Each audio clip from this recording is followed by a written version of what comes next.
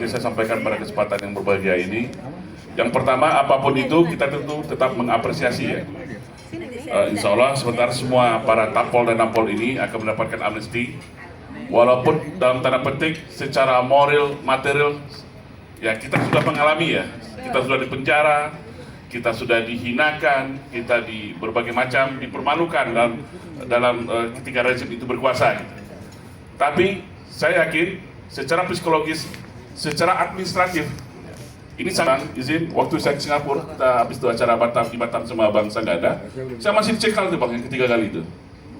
Masih dicekal, tapi saat itu saya lakukan perlawanan. Ini saya dicekal yang ketiga kali. Saya akan berikan keterangan apa sih masalahnya sebenarnya. Di Singapura ya, di ICA, Intelligent Imigrasinya gitu. Nah akhirnya pimpinannya dari ICA itu turun, karena yang level bawahnya bisa jawab. Ternyata betul, ada notice saya itu sebagai aktivis kami Bang. Aktivis kami yang dipenjarakan dan saya itu di brand seolah orang yang sangat berbahaya. Kurang ajar kan? Ini kurang ajar nih.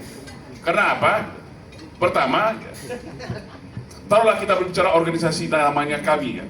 Kami kan tidak pernah menjadi organisasi terlarang.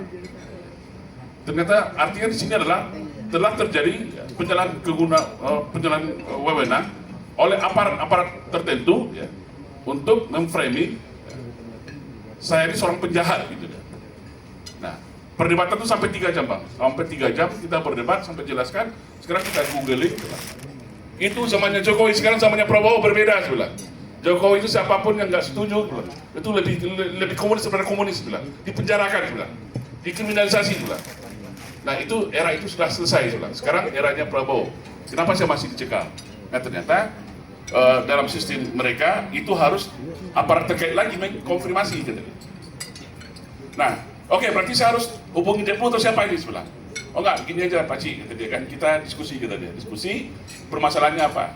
Ya saya ceritakan Bang, tentang undang-undang Ciptaker, Omnibus Law dan ini kita mau ada amnesti. Betul kan di googling, kau googling aja tuh ada amnesti.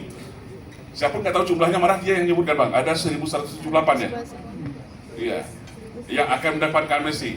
Baru mereka oke, kalau gini kita selesaikan di sini saja kita. Ya, saya harap Singapura jangan ikut campur urusan politik dalam negeri Indonesia sebelah. Ngapain ke belakang? Nah, ini contoh dampak secara administratif dan psikologis. Ya, kita sebagai tampol dan nampol bagi orang yang nggak paham itu seolah jahat sekali gitu.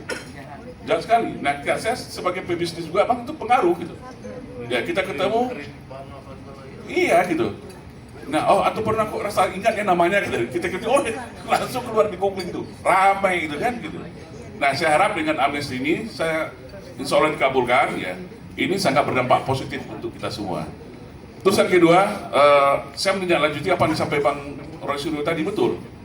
Kita harapkan juga adalah dengan pemberian amnesti ini ada sebuah jaminan.